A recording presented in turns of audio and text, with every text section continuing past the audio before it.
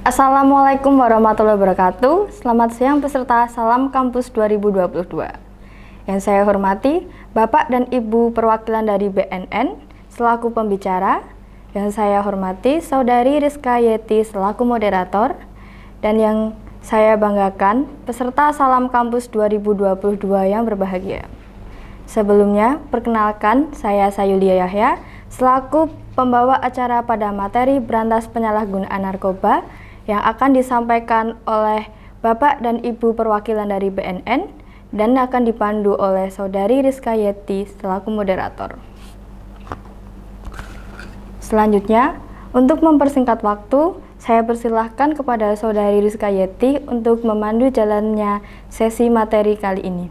Waktu dan tempat saya persilahkan.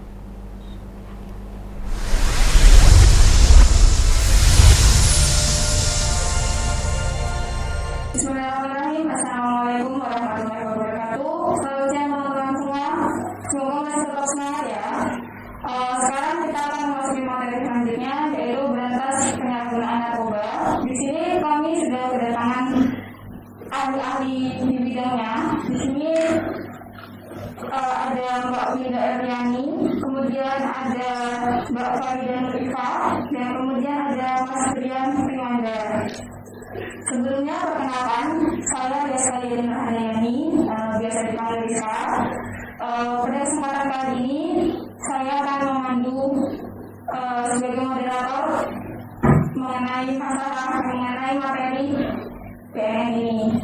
Untuk selanjutnya, kita akan memperkenalkan masing-masing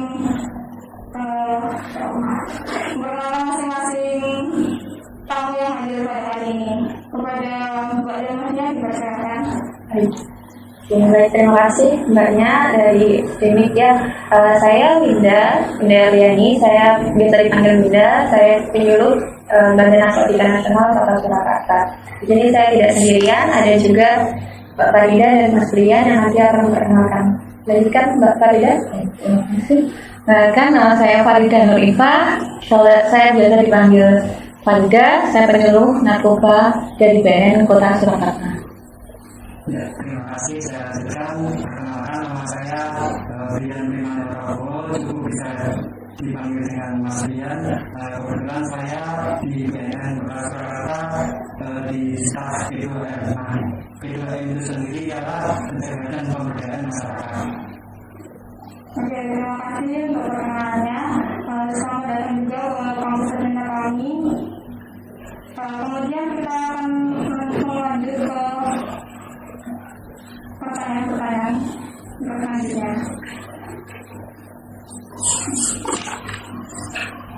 Untuk pertanyaan pertama, untuk narkoba itu kan sudah sangat familiar di kalangan masyarakat. Tapi untuk lembaganya sendiri, itu masih ada beberapa segelintir orang yang masih belum mengetahui apa itu BNN. Nah, mungkin pada kesempatan ini dapat dijelaskan mengenai apa itu BNN dan tugasnya itu apa sih sebenarnya? Mungkin silakan. Baik, terima kasih atas waktu yang diberikan. Saya akan bertanggung jawab. BNN itu adalah lembaga vertikal kementerian ya. Nah, dari tingkatan itu sendiri mulai dari yang di Jakarta yaitu BNN Pusat, kemudian ada di bawahnya lagi yang namanya di BNN Provinsi, nah yang di tingkat kabupaten kota. Kebetulan di Surakarta ini kan kota. Nah, kita patut berbangga juga se-Jawa Tengah, yaitu Surakarta baru di Solo yang mempunyai gedung BNN. Nah, sekalian perkenalkan juga di BNN itu mempunyai tugas dan fungsinya. Salah satunya di tingkat kabupaten kota itu di BNN Surakarta ada yang namanya seksi pencegahan. Nah, pencegahan itu salah satu tugasnya ialah memberikan penyuluhan edukasi kepada masyarakat. Seperti itu. Mungkin kalau di tingkat kampus ya, untuk yang seperti ini juga pada kesempatan mahasiswa baru diadakan talkshow yang berkaitan dengan anti narkoba. Nah, ini sudah merupakan salah satu contoh bukti untuk melakukan pencegahan di lingkungan kampus.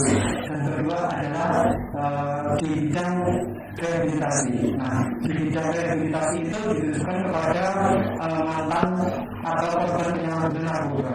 Nah, sekarang korban atau penyalahgunaan narkoba itu tidak di penjara, tetapi di rehabilitasi. Nah, di dalam Undang-Undang Nomor 35 Tahun 2009 Pasal 54 bahwa pecandu atau korban penyalahgunaan itu pasti menjalani rehabilitasi medis dan sosial seperti itu.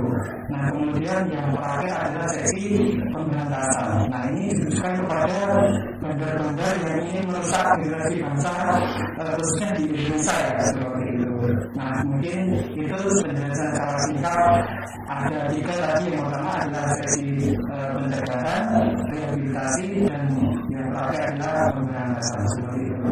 Oke, terima kasih. Jadi untuk para pengguna itu tidak serta-merta pasti di penjara. Soalnya kan kalau dari masyarakat sekarang itu pasti di penjara. Soalnya kan ya kayak kasus-kasus dan lain-lain kan selalu diberitakan seperti itu. Berarti sebenarnya itu masuk ke rehabilitasi CRO itu ya. Kemudian untuk selanjutnya mengenai jenis-jenis dan golongan narkotika, mungkin bisa dijelaskan Pak yang biasa ditemukan di kehidupan masyarakat. Oke, jadi di BNN itu sendiri kita setiap tahun pasti mengeluarkan report ya, Board Indonesian Drug Report 2019 ya. Jadi dari hasil penelitian itu bekerjasama dengan LIPI kita berhasil mengumpulkan data-data bahwa penyalahgunaan itu juga ada yang paling banyak digunakan itu apa ya. Jadi kalau dari 2019 ini yang pertama adalah ganja, yang kedua sabu, yang ketiga ekstasi. Nah, seperti itu ada presentasinya sendiri, dan memang yang kita temui ketika bidang rehabilitasi itu melakukan konseling, melakukan konsultasi, itu memang kebanyakan yang dipakai yaitu ini tiga itu yang paling banyak digunakan oleh masyarakat. Oke, kemudian kan kalau misalnya kita dulu di pembelajaran SMP SMA itu kan ada pembelajaran mengenai nafsa. Iya. Psikotropika sama Saya. ya. Nah, itu juga kemudian pergolakannya juga seperti itu. Iya, sama. Jadi kalau kita dari BNN itu biasanya menyebutnya narkotika, psikotropika, dan bahan adiktif lainnya. Kalau tadi disebutkan nafsa itu biasanya dari kesehatan ya, biasanya bahan adiktif lainnya. Oke. Tapi intinya untuk penggolongan itu sama karena itu sudah diatur dalam undang-undang, yaitu Undang-Undang Nomor 35 Tahun 2009 tentang narkotika. Seperti itu. Untuk selanjutnya, untuk dampak dan bahaya penggunaan narkoba sendiri untuk masyarakat, terutama mahasiswa mungkin yang Jadi kalau kita bicara tentang dampak, sebenarnya kita tahu ya misalnya narkoba itu tidak selalu berdampak negatif. Tadi ada yang menyatakan bahwa tadi golongan 3 itu bisa digunakan sebagai pengobatan. Tapi menjadi masalah ketika disalahgunakan. Salah satu dampaknya itu paling banyak karena narkoba itu mempengaruhi sistem saraf otak. Jadi banyak berdampak secara psikologis, berdampak secara fisik, berdampak secara ekonomi, berdampak juga secara sosial. Jadi kalau dampak psikologisnya tadi, kalau yang jenisnya stimulan kayak gitu, kita contohkan ketika tubuh kita dipaksa untuk bekerja lebih keras daripada yang sebelumnya, pasti organ itu akan banyak kerusakan dari jantung, hati, gitu. Kalau secara fisik, kalau misalnya dia jenisnya jenisnya yang menggunakan suntikan dan lain sebagainya, ada pertukaran jarum suntik, banyak penyakit menular, HIV dan lain sebagainya. Kemudian kalau dampaknya psikologis tadi fisiknya, kalau secara psikologis ada yang bisa menyebabkan gangguan panik, yang menyebabkan halusinasi, bahkan menyebabkan kegilaan juga bisa. Kemudian kalau dampaknya secara ekonomi, karena narkoba itu kan tidak murah ya, gitu. Nah, dari harganya tidak murah gitu, jadi pasti akan ada dampak ekonominya. Dari dampak sosialnya mungkin secara sosial mungkin belum semua orang bisa menerima kondisi penyalahguna, mungkin dikeluarkan dari sekolah dan lain sebagainya, dikucilkan dan lain sebagainya. Tapi itu sebenarnya tidak boleh ditiru gitu. Kalau misalnya dia korban dan penyalahguna, dia bisa dibantu untuk dirangkul gitu. Tapi pasti ada dampak sosial dan dampak ekonomi juga seperti itu. Jadi dampaknya itu cukup besar, dan kadang dampaknya itu bukan untuk perseorangan, tapi dampaknya juga bisa untuk sekeluarga, bahkan untuk masyarakat secara skup yang lebih besar seperti itu. Kalau misalnya ada masalah penyalahgunaan narkoba, berarti mungkin di situ ada bandar, di situ ada pengedar, berarti ada sistem di sana yang mungkin bisa merusak juga secara tekanan dari masyarakat juga. Kalau misalnya kita mengulas dari dampak ekonomi, apalagi kan saat ini pandemi yang berlangsung ini, itu kan ekonominya juga menurun. Nah, kemudian perkembangan narkoba di masyarakat itu seperti apa? Apakah juga itu menurun atau malah meningkat karena mungkin stres dan lain-lain dari menggunakan itu seperti apa yang terjadi? Jadi kalau kami BNN itu juga kami merujuk pada UNODC, jadi United Nations Drugs and Crime yang dari PBB. Nanti bisa dicari, jadi mereka punya report kondisi narkoba pada saat pandemi ini. Justru kondisinya itu semakin naik karena satu, pengawasan kita yang akhirnya fokus kepada COVID, kayak gitu. Kedua, ekonomi tadi yang saya turun. Kalau ekonomi turun, akhirnya produksi narkoba, orang mengalihkan ekonominya itu kepada produksi narkoba seperti itu. Nah, gitu. Jadi itu, tapi mungkin jenisnya bukan jenis yang mahal, tapi prekursor-prekursornya yang bawah-bawahnya itu, atau MPS yang baru itu yang dikembangkan, yang akhirnya diakses oleh tadi mungkin orang-orang yang kondisi stres dan lain sebagainya. Jadi walaupun COVID, walaupun kondisi sedang pandemi, kita harapkan kewaspadaan kita terhadap narkoba tidak dikendurkan, tapi kita menjalankan karena mungkin kondisi seperti ini malah lebih berbahaya lagi. Betul. Jadi dari UNODC itu report 2020 itu produksinya sekarang yang jauh lebih tinggi. Kemudian untuk karena tadi kan sudah dampak dan lain-lain, itu kan dikarenakan oleh beberapa kasus tertentu, mungkin bisa dari masalah sekolah ataupun masalah di dalam keluarga. Nah, untuk peran serta masyarakat ataupun dari orang tua atau dari lingkungan sekitar untuk mencegah hal ini terjadi itu seperti apa? Jadi sebenarnya penyebab untuk seseorangnya menggunakan narkoba itu kan beragam faktor ya. Salah satunya kan adalah faktor keluarga. Makanya tadi disebutkan bagaimana peran dari keluarga. Keluarga itu penting banget ya, karena salah satu benteng utama pencegahan narkoba itu dari keluarga. Ketika di dalam keluarga itu dibentuklah sebuah anak yang punya imun yang kuat gitu. Jadi ketika dia di luar keluar gitu ya, berkumpul dengan teman, punya pergaulan, dia juga bisa menahan bujukan dari luar itu. Nah, banyak sekali. Jadi peran orang tua satu sebenarnya sebagai teman. Jadi kalau untuk kondisi yang sekarang ya, maksudnya anak-anak remaja ini kan mahasiswa baru, waktu itu udah beranjak mau dewasa kan. Jadi peer group itu kan yang penting kan. Ketika dia mau masuk ke peer group, lebih dekat kepada teman, itu juga orang tua berarti harus pengawasan.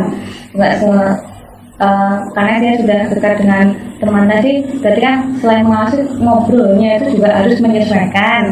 Jadi dari situ si anak itu tidak merasa jauh dari orang tua. Jadi apa yang dilakukan oleh si anak itu juga akan terpantau oleh orang tua.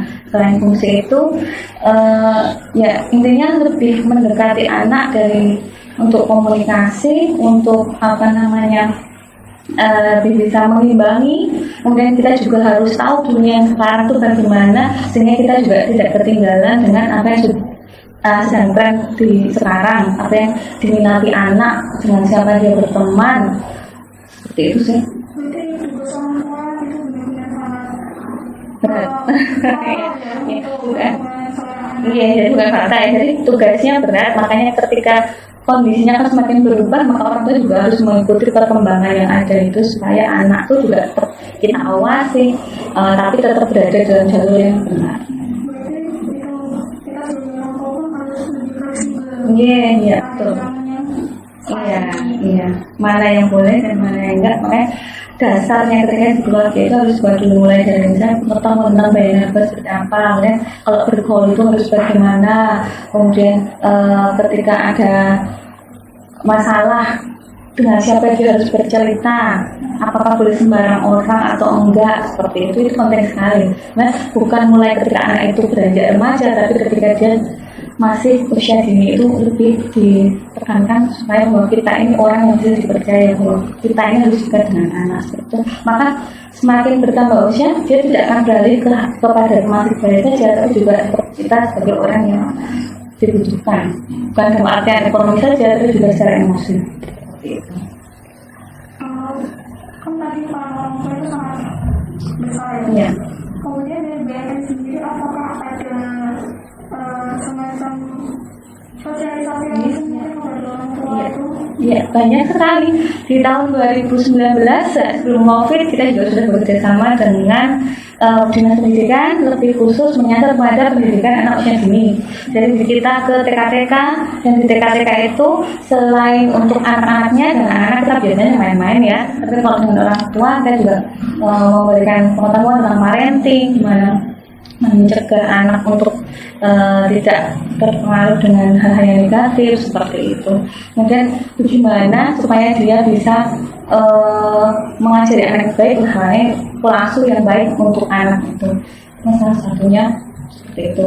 Kemudian kita juga ke masyarakat ya, ke kelurahan-kelurahan ya sekali. Selain ke sekolah-sekolah kita juga sosialisasi juga lewat media, jadi lewat IG, kemudian dengan Puspake yang terakhir kemarin pusat pembelajaran keluarga itu juga tentang problem solving, jadi mengatasi misalnya ada kenakalan anak seperti ini bagaimana, mencari masalah kalau anaknya seperti ini bagaimana.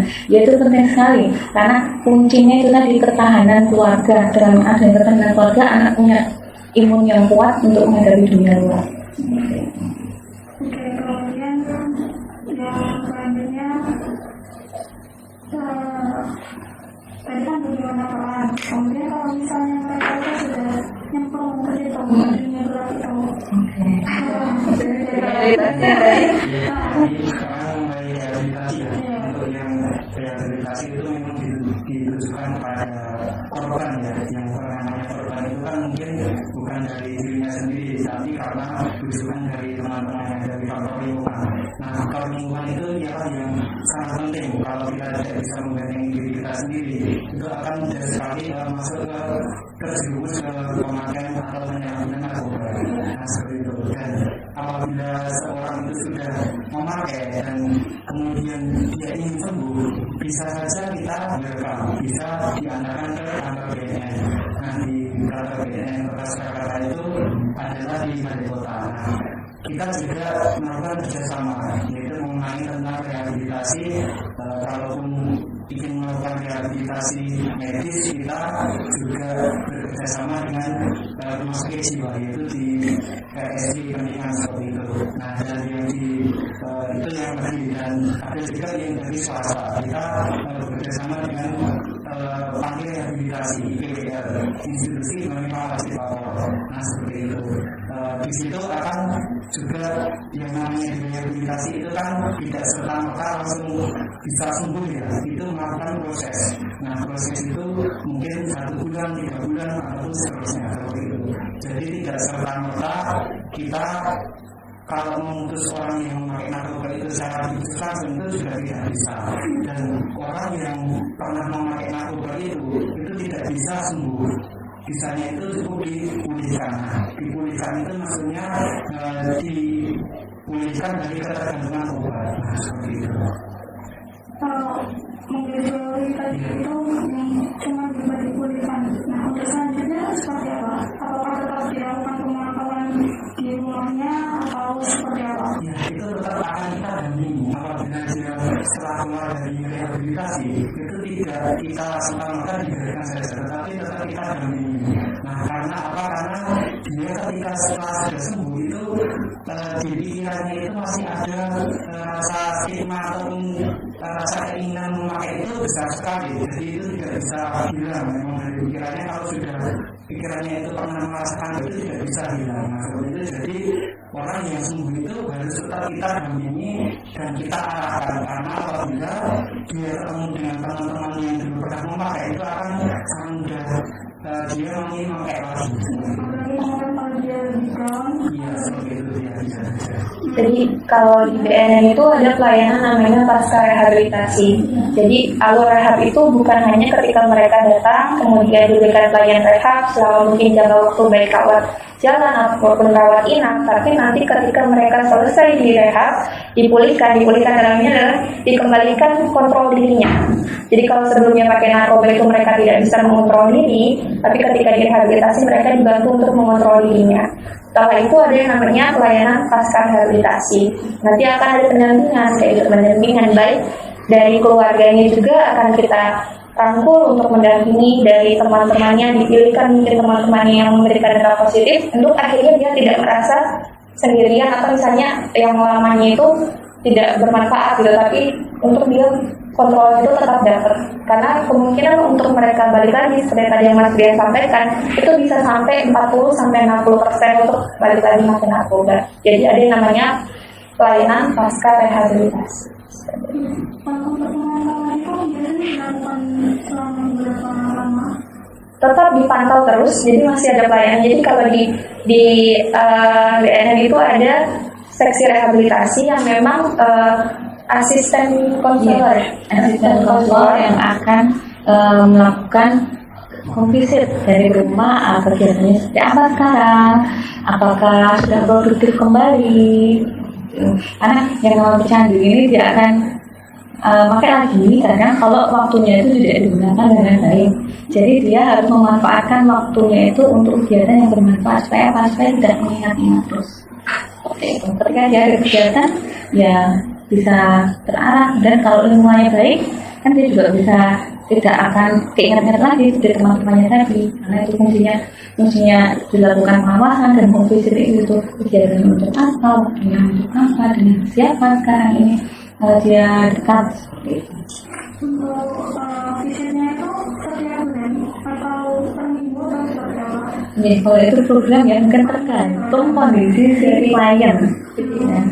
Ada dokternya, ada tadi asisten konselornya juga yang nanti akan menilai seberapa rawan orang. Tapi prosesnya apakah itu bisa dipastikan gitu, itu setiap orang berbeda-beda. Mungkin butuh pendampingan terus. Nah kan beberapa mantan penyalahguna itu kita libatkan dalam kegiatan BNN. Tujuannya agar tadi waktunya itu tidak habis untuk kegiatan-kegiatan yang tidak bermanfaat, yang mungkin bisa men-trigger mereka untuk menggunakan lagi. Jadi kita jadikan mereka mitra, gitu. Kita pastikan bahwa mereka itu tetap ada di jalan yang sesuai. Ya seperti itu. Kalau untuk rehabilitasi sendiri kan mungkin untuk dari kalangan masyarakat itu kan belum banyak yang tahu. Iya. Bagaimana di dalamnya itu, mungkin proses di dalam rehabilitasi itu seperti apa? Apakah kayak mungkin ada yang menganggap misalnya itu seperti dikurung atau bagaimana? Nah, mungkin bisa diluruskan pemikiran masyarakat yang seperti itu. Oh iya, yang biasa menangani Rehabilitasi, jadi ketika ada seseorang itu seorang pecandu misalnya datang gitu, kita akan melakukan proses asesmen dulu. Jadi kita nilai dulu, kita evaluasi dulu seberapa lama dia dilakukan, seberapa lama dia konsumsi, apa yang dikonsumsi, berapa banyak, termasuk data riwayat hidupnya. Nah itu data sudah terkumpul, kemudian kita bikin diagnosanya apa. Hasil dari diagnosa ini sebagai pertimbangan untuk program intervensi yang akan dilaksanakan. Yaitu biasanya dilaksanakan oleh dokter dan konselor. Nah, program itu tergantung dengan hasil diagnosa tadi. Jadi setelah asesmen diagnosa kuat, kita jalan programnya yaitu konseling dan konseling sosial sama konseling medis, seperti itu kita bantu. Kemudian setelah itu baru diberikan program, jadi dia bisa menjalani program rehabilitasi itu dengan nyaman, seperti itu sampai selesai. Nah setelah selesai dalam jangka waktu yang sudah ditentukan oleh dokter tadi, kemudian kita evaluasi kan perkembangan programnya seperti apa. Jadi tidak ada yang tadi disampaikan, wah jangan-jangan dikurung, jangan-jangan nanti sana gimana, tidak. Karena memang itu sudah ada petunjuknya. Jadi eh, ketika ada kemauan yang kuat dari si pecandu tadi, maka ya insya Allah tujuan yang diharapkan itu akan tercapai. Seperti itu. Berarti untuk teman-teman semua, kalau misalnya kalian mungkin mengetahui ada di lingkungan masyarakat mungkin yang mengguna atau kecanduan, mungkin bisa dibawa ke atau disarankan ke BNN atau melapor ke BNN agar bisa direhabilitasi dan tidak berlanjut ke tahap yang lebih parah. Betul. Soalnya di rehabilitasi juga tidak ada kekerasan dan lain-lainnya. Iya, karena ada undang-undangnya itu, Mbak.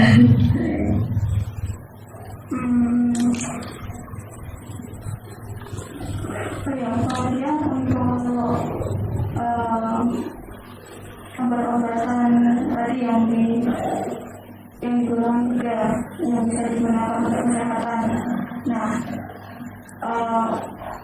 gimana ya? Kan ada beberapa obat-obatan yang bisa digunakan seperti kayak misalnya obat batuk ataupun obat pada nyeri, itu kan biasanya bisa digunakan beberapa segelintir orang yang minim ekonomi tapi pengen menggunakan narkoba seperti itu ataupun mencoba. Nah, untuk hal-hal seperti itu sosialisasinya itu seperti apa? Jadi tadi seperti pernyataan bahwa narkoba itu kan kepanjangannya seperti disampaikan Mbak Farida ya, narkotika, psikotropika, dan bahan adiktif lainnya. Jadi ketika kami turun ke masyarakat, kami sampaikan juga bahwa narkoba itu bagiannya juga bahan adiktif lainnya. Misalnya, kita tadi ada yang misalnya obat pereda nyeri ataupun kadang ada yang sejenis-jenis lem ataupun bahan-bahan lain yang sebenarnya tidak untuk dikonsumsi tapi disalahgunakan untuk dikonsumsi sebagai pengganti narkoba tadi. Jadi kita menyampaikan juga ke masyarakat jenis-jenisnya. Apalagi untuk tingkat yang adik-adik tingkat dasar, untuk sekolah dasar itu biasanya mereka menyalahgunakannya bentuknya bukan obat karena mereka tidak mampu untuk beli yang harganya mahal kayak gitu. Kita sampaikan bahwa itu tidak boleh gitu, itu merupakan bagian dari penyalahgunaan. Ketika ada orang yang menggunakan itu dengan dosis yang tidak sesuai untuk kebutuhan saja, tidak batuk tapi dia minum obat batuk dengan kadar yang berlebihan, kita sampaikan juga itu salah satu bentuk dari penyalahgunaan. Kalau misalnya kayak beberapa kasus artis yang tahu, itu kan ada beberapa kasus yang dia itu menggunakan suatu obat penenang atau untuk obat tidur. Nah, tapi kan tidak tahu di dalamnya itu seperti apa. Nah, terus ada yang beberapa ternyata menggunakan obat tersebut yang mengandung zat ini dan A, B, C. Nah, kemudian itu apakah akan seperti kayak penemuan obat baru lagi atau seperti apa? Ya, jadi kalau dari kasus-kasus yang artis-artis yang pernah tangkap itu memang ada yang menggunakan narkoba jenis baru, itu disebutnya NPS, New Psychoactive Substansi. Itu kalau di dunia sekarang ini dari 2019, data 2019 sebanyak 920, yang masuk ke Indonesia itu ada 72 sudah masuk undang-undang, yang 5 belum. Nah, berarti itu yang termasuk golongan narkotika jenis baru itu tadi. Nah, kemudian ada juga yang sudah masuk ke undang-undang tapi dia nggak tahu kalau itu ternyata adalah narkotika kan. Nah, itu termasuk juga penyalahgunaan, walaupun berarti kan informasinya belum sampai. Makanya kita rehabilitasi, kita lakukan rehabilitasi karena ketika seseorang itu menggunakan narkoba pasti kan ada efeknya, ada dampaknya, ya gitu yang harus kita perbaiki seperti itu. Jangan sampai terulang lagi, jangan sampai menyalahgunakan lagi. Ya memang kita harus bahasanya itu ya tahu informasi. Nah, itu tadi fungsinya bujuk rayu, gimana kita punya keterampilan untuk problem solving, memecahkan masalah, kemudian punya imun yang kuat itu di situ. Jadi ada apa yang terjadi dalam hidup kita juga bisa mengontrol dalam hidup kita. Pola hidup sehat intinya gitu, tanpa Karena obat ya, namanya obat tuh ya kalau kita nggak sakit ya nggak perlu kan gitu. Gitu sih Mbak. Jangan terlalu naif terkadang dengan tadi pemberian obat tidur gitu kan, karena kita tahu ya kita ikutin rule-nya aja. Ketika kita butuh obat, kita berarti hadirnya ke dokter gitu dengan resep. Tapi ketika orang itu menggunakan obat yang mungkin diberikan oleh orang lain yang belum pasti sumbernya dari mana, mungkin di situ ya mungkin itu alibi dan sebagainya, tapi di situ kita tahu dong berarti obat itu bukan yang diedarkan yang sesuai dengan peraturan seperti itu. Jadi kalau dikatakan walaupun jenisnya baru kita belum tahu, tapi kan tadi kata Mbak Ida ya gunakan rule yang sudah ada, hidup lebih sehat, apa perilaku hidup sehat, tidur dengan yang teratur seperti itu. Mungkin kalaupun butuh bantuan datang ke ahlinya, ke medis gitu, ke psikiater dan sebagainya, bukan dengan mungkin teman yang misalnya gitu. Jadi mungkin jadi salah satu bentuk alibi juga kalau mengatakan itu belum tahu gitu. Tapi kan kita tahu bahwa obat yang belum ada izinnya berarti memang bukan seharusnya kita konsumsi seperti itu. Mungkin untuk teman-teman mahasiswa yang biasanya sering begadang karena banyak tugas, mungkin bisa saran dari mbaknya tadi, misalnya kita karena keseringan begadang jadinya akhirnya kita mengalami insomnia. Nah mungkin bisa larinya ke dokter atau ke psikiater, tidak Sembarangan tidak ke apotek membeli obat secara sembarangan seperti itu, harus melalui resep dokter.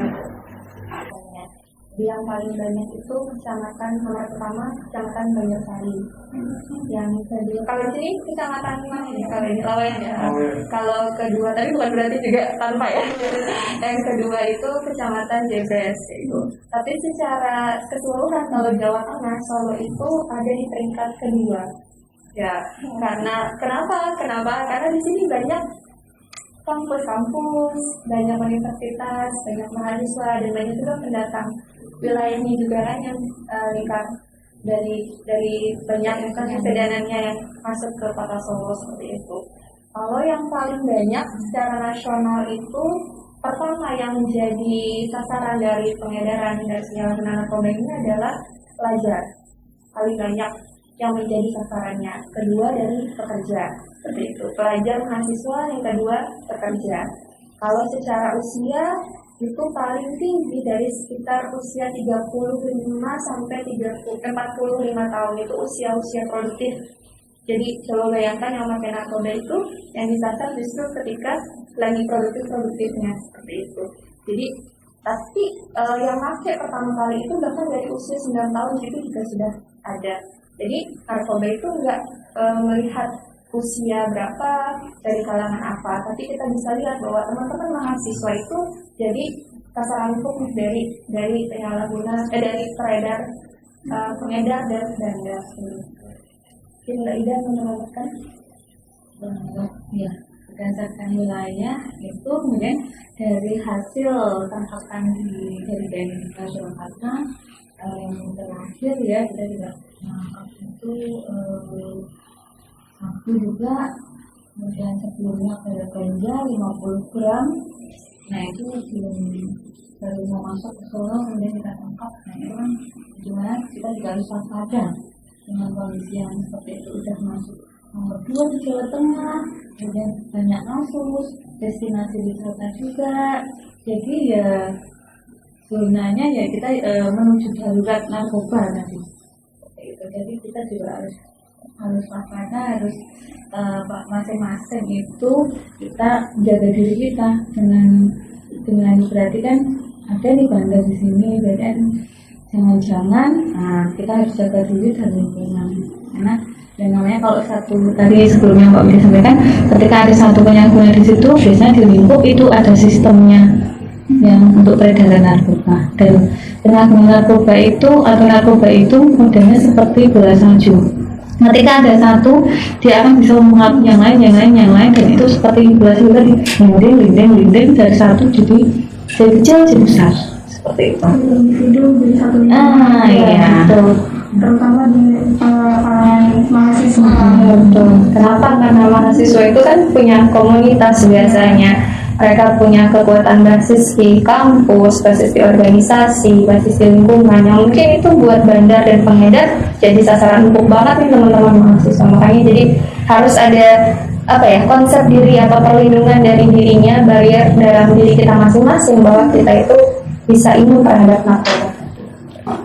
Terima kasih. Tadi paling banyak mahasiswa ya Mbak? Ya. Mahasiswa kemudian barusan para pekerja. Berarti kan mahasiswa yang ada tugas dan lingkungannya tadi, kemudian para pekerja mungkin bukan bekerja sehingga menyebabkan penggunaan narkoba di tingkat itu lebih tinggi. Kalau untuk jenisnya yang paling sering ditemukan, terutama yang digunakan oleh mahasiswa maupun masyarakat tadi, seperti apa Mbak? Jenis apa itu? Ganja, karena itu banyak dipakai ya, yang banyak ditemukan juga, yang paling masuk ke Solo tadi kebanyakan juga ganja dan sabu, kemudian ekstasi sebenarnya merata ya, tapi memang mulai awal-awal itu kan dari ganja, makanya disebutkan kan Yang kasus itu di tembakau gorila kalau nggak salah ya tembakau gorila juga sudah ada kasus di Solo, ada klien juga yang melapor dengan dia penyalahgunaan tembakau gorila. Yang perlu kita waspadai ya modusnya itu, jangan sampai kita nggak tahu terus jadi kecanduan gara-gara karena ketidaktahuan kita itu tadi, seperti itu. Dan kalau gitu modus yang biasa digunakan itu seperti apa Mbak? Yang saya terjadi untuk tangkap tangannya. Kalau untuk tangkap tangan mereka si pembawa ini sih dia dari luar kota ya. Kalau untuk yang kasus ya yang dari yang masuk ke Solo itu lewat kendaraan umum seperti itu. Kemudian kalau untuk mahasiswa, kalau saya lebih ke modus untuk mahasiswanya aja ya. Kalau itu kan masalah nanti ke bagian pemberantasan lagi. Jadi saya mau ke peredaran untuk mahasiswa, jadi modusnya ya dari banyak kan ya. Kalau hasil survei itu dari kita begadang tadi disebutkan kan, kemudian kita nongkrong, kemudian di tempat hiburan malam. Nah itu teman-teman yang rawan kan. Dari situ transaksi biasanya atau sebelum transaksi biasanya dikasih coba-coba. Nah kamu mau nggak, itu termasuk modus. Misalnya ada yang tadi saya bilang kok punya masalah dideketin sama bandar gitu, biasanya dia nyarinya kayak gitu, yaitu yang lebih mudah untuk dimasuki orang-orang yang rawan, yang punya masalah, yang kelihatannya kayak gimana gitu, kayaknya sasaran empuk nih, kok rodok gak bahasanya ya, lagi ada masalah, ketok sedih, ketok galau bahasanya gitu. Ya itu kita sebagai teman, makanya ketika ada lingkungan kita yang seperti itu, ada teman kita yang seperti itu, ya kita harus peduli, jangan cuek lah gitu. Lagi skripsian misalnya kayak kelar ini kita tanya makanya apa dibantu gitu, urusanmu jangan gitu. Jadi bisa dari situ. Jadi di kalangan cowok-cowok. Iya. Nomor satu, peredaran faktor resiko orang yang menyalahgunakan narkoba itu dari lingkungan pertemanan 50%. Misalnya contoh ya dari ya gitu lah, kalau lo nggak pakai ini lo nggak jadi bagian gue gitu. Kalau lo nggak pakai ini lo nggak keren gitu lah, cupu gitu. Jadi itu dari lingkungan pertemanan. Maka penting banget tadi yang Mbak Ida bilang, Mas Brian bilang bahwa awalnya itu adalah dari diri sendiri. Dari diri sendiri bagaimana nanti kita bisa punya memilah mana yang benar mana yang salah, itu biasa mulainya dari lingkungan pertemanan. Bahkan mungkin kalau di kampus-kampus pernah dengar kasus yang ada salah satu satpam di universitas yang itu ditemukan. Nah itu yang gitu. Jadi pinter-pinter lah mencari orang yang kita mau cerita ke siapa kayak gitu kalau ada masalah. Ya sekarang mending cerita di sosmed gitu. nggak ada misalnya cerita di sosmed tapi sosmednya digembok, cuma followersnya nggak ada gitu. Kalau silahkan cerita gitu. Jadi mendingan daripada kita cerita ke orang yang salah, nanti malah kita dijerumuskan ke hal yang nggak sesuai kayak gitu. Soalnya kan kayak misalnya tadi yang untuk diucap-ucap sama kan dari tingkat kecil anak-anak biasanya kan ya kayak dari tingkat SMP dan lain-lain itu yang awal-awalnya kayak Iya, iya. gitu. Nah kan di mahasiswa mungkin bisa lebih tingkatnya lebih tinggi lagi. Iya. Ya, kayak punya konsep diri. Misalnya kayak kita ada, misalnya teman-teman yang mungkin apa zaman sekarang istilahnya apa ya, quarter life crisis ya, quarter life crisis gitu ya. Misalnya kayak mencari jati diri, sebenarnya gue itu apa, gue itu siapa, ya kamu siapa ya. Ya, itu biasanya bisa jadi potensi untuk akhirnya karena galau gitu bisa mencari tahu diri, terlalu sibuk mencari-cari yang nggak ada gitu, akhirnya malah menjerumus ke hal-hal yang negatif kayak gitu. Jadi tadi punya konsep diri yang baik gitu, ketika kita berhadapan dengan teman, apapun yang teman kita sampaikan, yang tadi misalnya kayak, kalau lu nggak kayak gini, kalau kamu nggak kayak gini, kamu nggak kayak saya, nggak jadi bagian dari saya, atau kamu bukan teman saya, it's fine gitu maksudnya. Kalau kita punya konsep diri, yang penting apapun yang saya lakukan selagi itu berdampak baik, karena nanti akhir dari sesuatu itu kita sendiri yang menentukan. Jadi bukan teman kita, bukan orang lain gitu, yang walaupun penilaian orang lain gitu, tapi tetap yang bisa menentukan itu dari kita sendiri. Oke, tambahan Mbak, tadi kan konsep diri juga harus bagus. Itu kan namanya kalau ikutan teman konformitas ya, yaitu perlu sikap asertif. Jadi asertif itu kita harus merasa bahwa apa yang kita mau ya harus kita utarakan. Kalau misalnya mereka nggak setuju dengan apa yang kita sampaikan, ya bahasanya kita harus sama-sama menghargai. Kamu oke, aku oke. Jadi ketika aku dibujuk kemudian aku nggak mau, ya aku harus tetap mempertahankan prinsipku itu gitu loh. Jadi ayolah nah, itu kan kalau itu tidak gitu loh. Jadi kita harus jadi diri kita sendiri dan kita harus punya sikap asertif itu tadi. Itu kunci, itu bahasanya keterampilan ya, dan itu harus dilatih. Karena ada orang yang nggak enakan, enggak kalau yang kayak gitu ya senang banget malah kan bandarnya kalau kayak gitu. Kita dibuat untuk ya, wah ini anak kalau nggak pasti mau nurutin apapun yang saya katakan kayak gitu. Jadi ya tadi asertif, kalau enggak ya enggak kayak gitu. Jadi harus berani lah untuk bilang. Jadi senang. Yes. Mungkin dari Mas ya ada tambahan? Ya sedikit menambahkan saja, banyak faktor ya, semua itu narkoba masuk semua dari faktor coba-coba ya. Kita untuk menangkal itu dimulai dari diri kita sendiri. Nah dari kita sendiri, kita fokus tujuan kita, niat kita untuk menolak yang namanya narkoba seperti itu. Jadi mulai dari kita harus punya prinsip kepribadian, kita harus kuat sendiri. Yaitu caranya dengan meningkatkan ketakwaan dan kita yakin pada Tuhan Yang Maha Esa. Dan kedua juga kita harus bisa memilih faktor lingkungan yang baik ya. Kita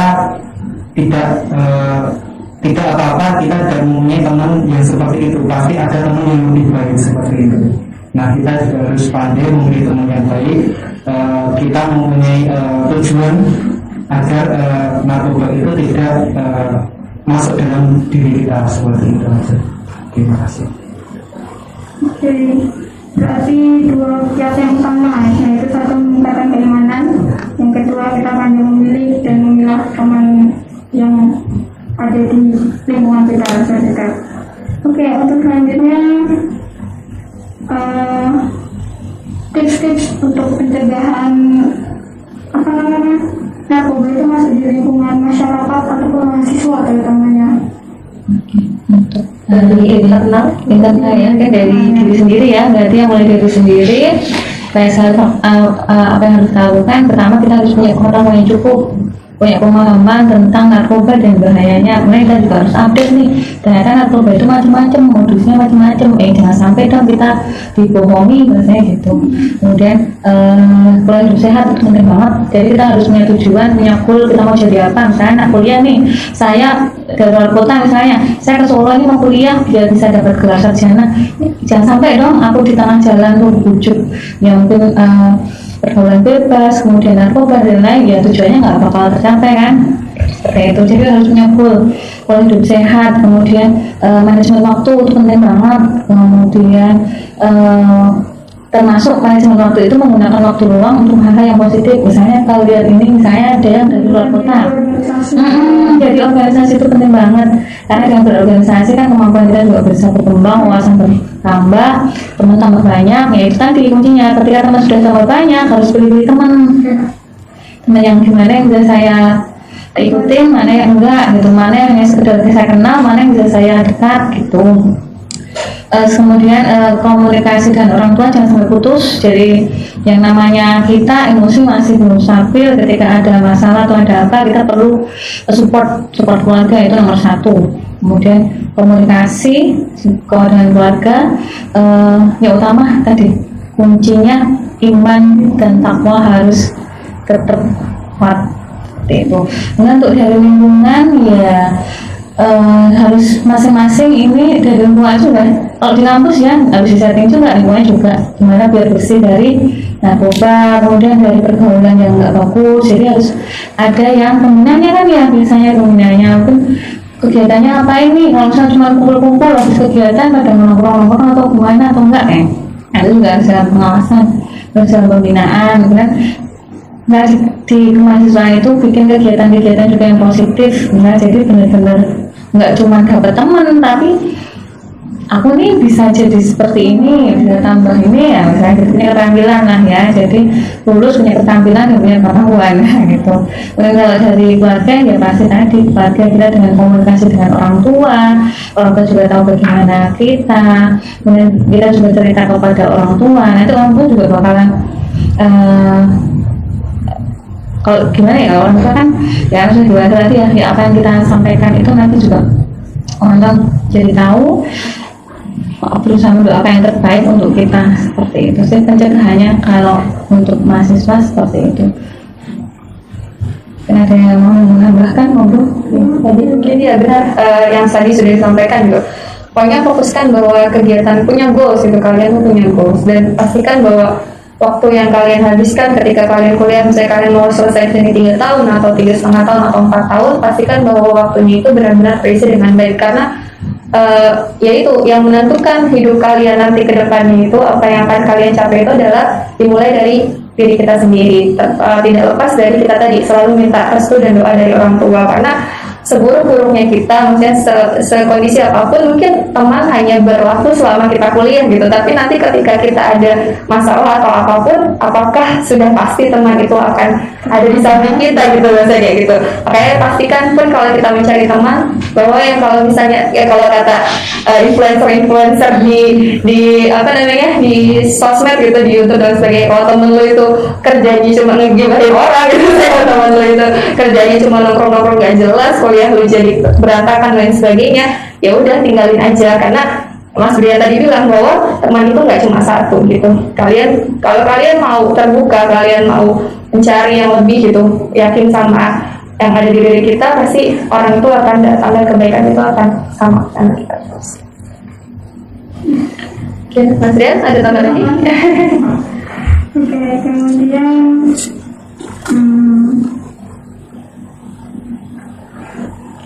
ciri-ciri dari para pengguna sendiri itu seperti apa? Terlihat dari luarnya atau dari psikolognya tadi? Oke. Ciri-ciri sebenarnya kan ada ciri fisik dan perilaku ya. Jadi kalau fisik itu tampak ketika seseorang dalam jangka waktu tertentu setelah menggunakan. Nah, kemudian tapi yang lebih membedakan itu yang bisa kita amati benar-benar itu sebenarnya ciri perilaku. Ada perubahan perilaku dari si pecandu ini. Jadi kalau misalnya dibilang mata merah, ya banyak juga yang enggak ada kayak tersinggung nanti kan matanya berair, dia nangis kan, jadi salah sangka ya kan. Perubahannya perilaku, jadi memang ini yang bisa mengamati lebih ke orang dekat sekali atau yang biasa berkumpul dengan si pecandu ini. Misalnya kalau di sekolah nih atau di kampus nih, biasanya datangnya tertib, nggak pernah telat, nggak sekarang jadi telat. Kemudian dari segi penampilan apakah ada perubahan, dunia bersih, rapi, wangi gitu kan. Kemudian jadi seperti itu, penampilannya nggak teratur. Nah kemudian cara ngomongnya apakah emosian atau enggak, yang seperti itu Mbak. Jadi ada perubahan-perubahan yang sangat bahasanya signifikan ya, dilihat saya bahasa Jawa ini, dari yang A menjadi balik gitu, seperti itu.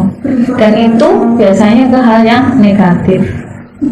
Terus banyakkan begadang ya sangat ada efek karena dari obat, misalnya obat apa yang pakai itu ada efek tertentu ke perilaku juga ada, seperti itu. Tapi di perilaku ini nggak beda ya. Ya, kalau tadi sudah disebutkan dengan ciri sikap ya, perubahan perilaku ya, banyak sekali juga.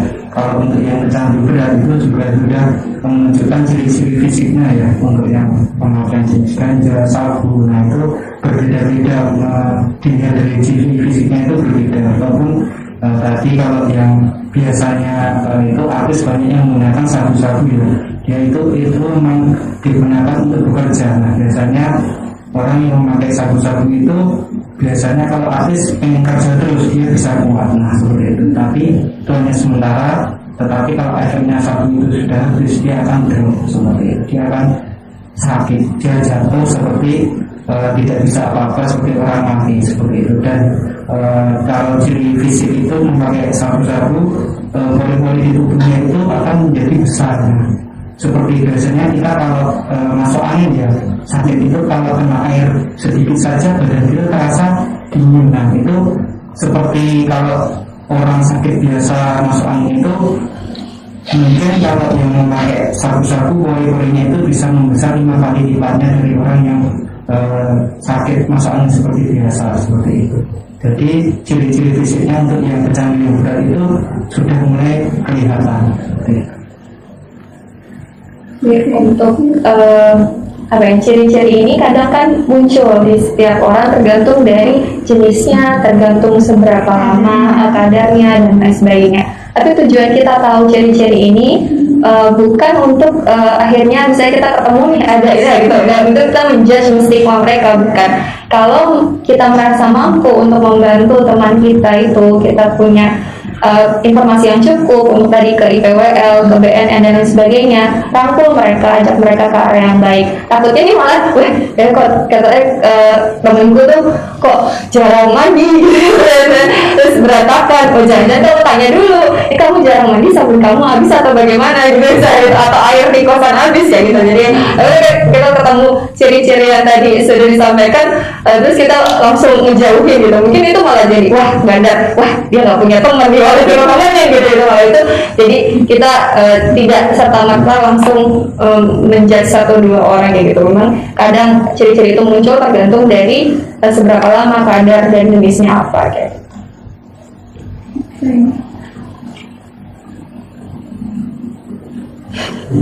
Konsen itu statementnya udah Mungkin untuk yang terakhir kalinya Mbak, mungkin bisa ditegaskan kembali alasan kita sebagai pelajar atau mahasiswa harus meninggalkan narkoba ini itu seperti apa?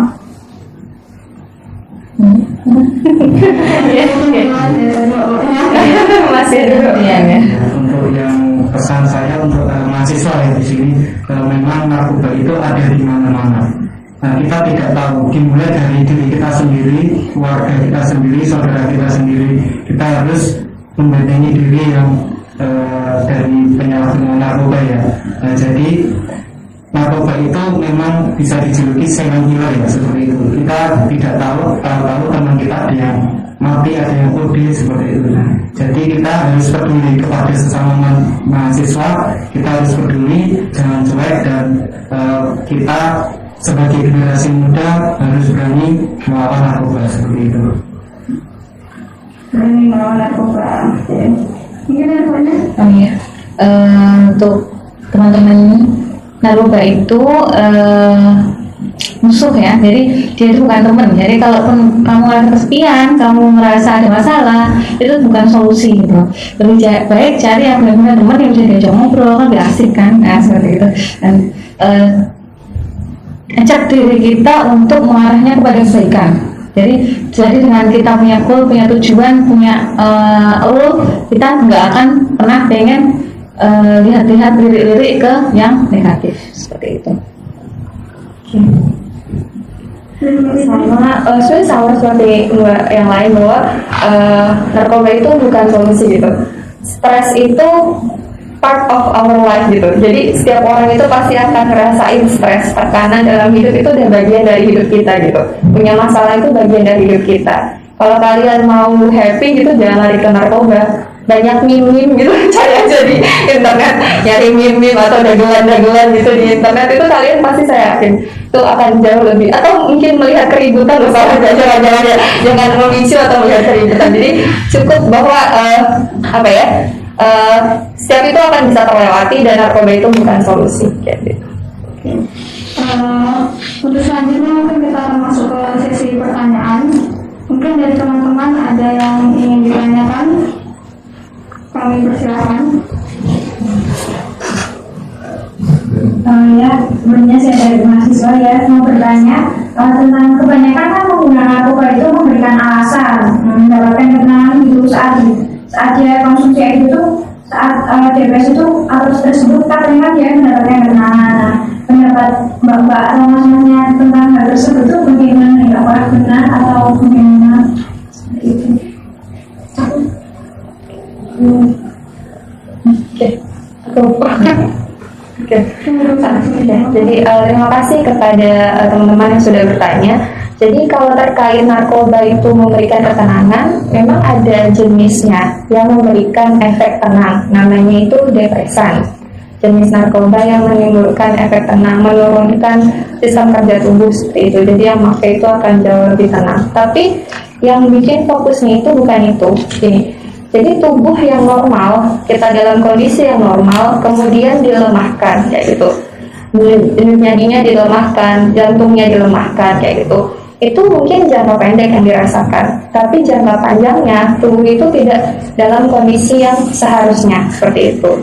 Malah nanti akan ada misalnya kondisi-kondisi tertentu yang bisa henti jantung bahkan menyebabkan kematian seperti itu. Jadi kondisi itu tenang itu ya cuma sementara kayak gitu, mungkin nggak dalam waktu yang panjang. Satu kali kita nyoba mungkin kita akan rilisnya itu zatnya itu kita mengharapkan lagi yang tadi namanya kecanduan. Jadi itu mungkin yang dirasakan untuk sebagian orang kayak gitu, tetapi dampaknya itu jauh lebih besar daripada yang dirasakan seperti itu. Mungkin ada yang mau ditambahkan dari masa tambahnya? Jadi untuk narkoba itu kan sebenarnya dimasukkan ke dalam tubuh, artinya tubuh kita sebenarnya kan tidak apa-apa, kemudian dimanipulasi, terutama dia mengefeknya ke otak. Jadi sarafnya dulu kan yang diserangkan, ketika saraf memerintahkan kita untuk misalnya kan tenang dan sebagainya, jadi dapat mungkin apa yang diinginkan. Tapi ya seperti yang dibilang tadi itu hanya sementara. Ketika zat itu sudah berangsur-angsur berkurang, dia akan meminta lagi efek kecanduan itu yang akan didapat, dan itu menyembuhkannya itu yang susah sekali. Jadi yang harus dipikirkan ketika seseorang akan melakukan itu, apa dampaknya bagi diri kita, banyak yang negatifnya atau yang positifnya, seperti itu. Mungkin kalau butuh yang tenang-tenang, mungkin bisa baca Quran. Baca Quran dan maknanya, atau ini kalau saya suka musik yang apa, kalau jangan asal sahabat senja ya, masih sahabat itu mungkin bisa melihat matahari terbenam, minum kopi kayak gitu, mungkin bisa menimbulkan ketenangan daripada lari-lari ke hal-hal yang ya tadi efeknya sementara. Kalau kita lihat matahari terbenam, matahari terbit kan bisa kapan aja dan gratis ya, gitu, disesuaikan aja. Nah, itu mungkin hanya apa ya caranya itu ya. Oh ya, untuk tadi masalah kopi. Oh Kan bisa menjadikan pelarian kopi. Nah, tapi kan kopi juga termasuk zat adiktif. Nah, di tingkat manakah kopi itu nanti akan bisa mengganggu atau menjadi kecanduan, dan akan menjadi kayak penyalahgunaan, atau dia itu cuma di tahap wajar seperti itu?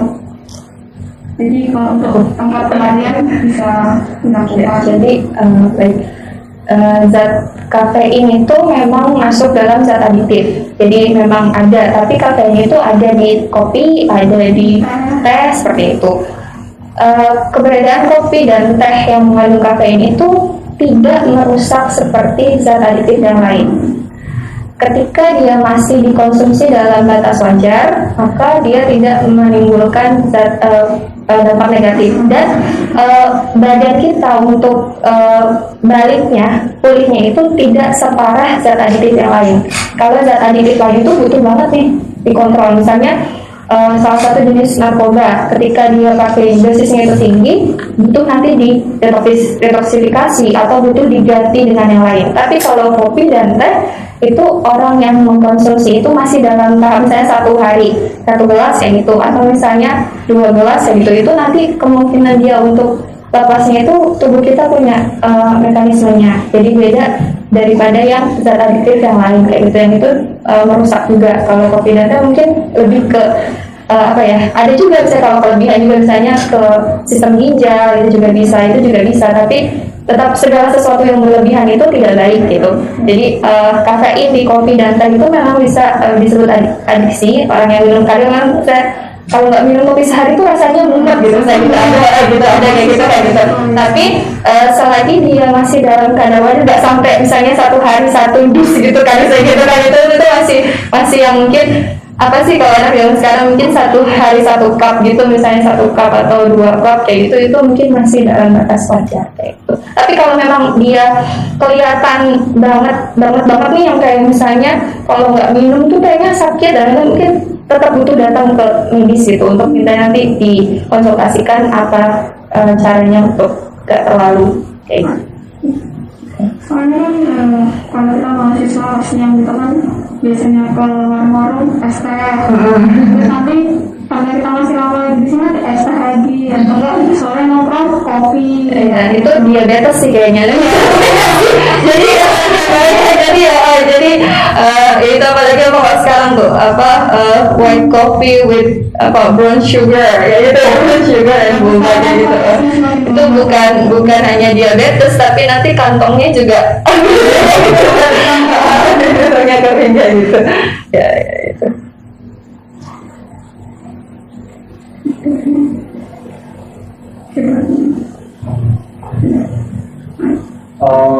Pertanyaannya sebenarnya untuk BNN sendiri wilayahnya khususnya di wilayah Solo, adakah program atau gerakan khusus yang melibatkan mahasiswa untuk pencegahan narkoba? Ada program ada rencana kedepannya untuk melibatkan mahasiswa untuk gerakan pencegahan narkoba? Program khusus dari BNN di lingkungan mahasiswa. Oke, untuk program khusus sebenarnya tidak perlu dikhususkan sebenarnya, karena semua pihak itu bisa berperan dalam program P4GN, pencegahan, pemberantasan, penyalahgunaan, peredaran gelap narkotika dan prekursor narkotika. Jadi kita sasaran itu dari program kami sendiri ke keluarga ada, ke masyarakat ada, kepada pekerja ada, kepada pelajar dan mahasiswa. Ya ini kita sebenarnya ngajak ke semua. Untuk ambil bagian, misalnya kalau nggak usah nunggu dari BNN, jangan ayo kita penyuluhan misalnya mau bantu nggak perlu kayak gitu. Jadi silahkan dilaksanakan di lingkungan masing-masing, di instansi masing-masing. Ayo kita jaga lingkungan kita, kan sebenarnya kalau lingkungan kita bersih itu yang dapat manfaatnya bukan BNN loh, karena ini program pemerintah ya, tujuannya supaya Indonesia ini mampu bersih narkoba. Ya kalau lingkungannya bersih ya kita juga aman kan, bahasanya gitu, lingkungan kita aman. Ya sebenarnya itu sih lebih ke kita ayo bareng-bareng kita berpartisipasi untuk terutama ya mewujudkan kota Solo itu supaya menjadi kota Solo yang bersih narkoba. Seperti itu. Mungkin dari mana bisa mengambil? Ya, mari kita bersama-sama kita semarakkan, punya istilah yang namanya hidup 100% ya kalau di tempat kita. Nah itu sadar, sehat, produktif dan bahagia seperti itu. Itu merupakan cita-cita bersama dalam mewujudkan kota Solo ini bersinar, yaitu bersih dari narkoba seperti itu. Hidup 100%.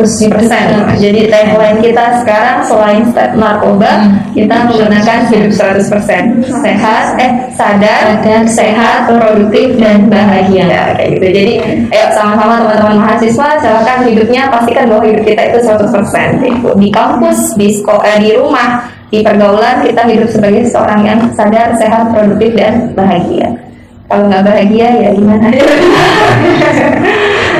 Ya, oke, terima kasih Mbak sama Masnya sudah mau berbagi informasi kepada teman-teman maba kita. Ada beberapa hal yang dapat saya rangkum, itu ada narkoba itu ada di mana-mana.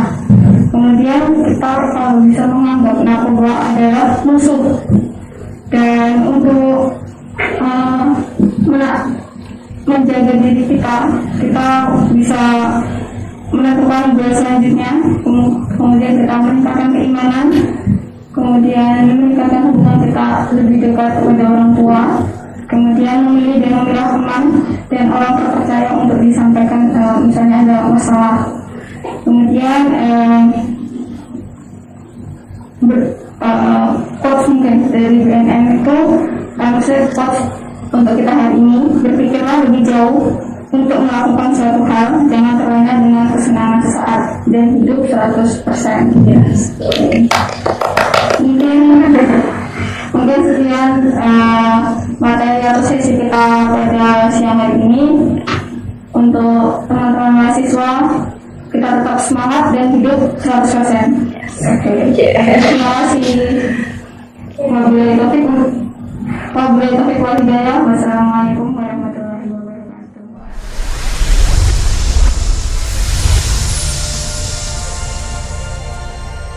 Terima kasih kepada Bapak dan Ibu perwakilan dari BNN atas materi yang telah diberikan. Terima kasih kepada Saudari Rizka Yeti telah memandu jalannya sesi materi pada siang hari ini. Itu tadi penjelasan tentang materi berantas penyalahgunaan narkoba. Semoga apa yang telah disampaikan dapat dimengerti dan dipahami oleh teman-teman mahasiswa baru sekalian. Kemudian, jangan lupa untuk mengisi form review materi di akhir acara yang nanti linknya akan disampaikan oleh pendamping kelompok masing-masing.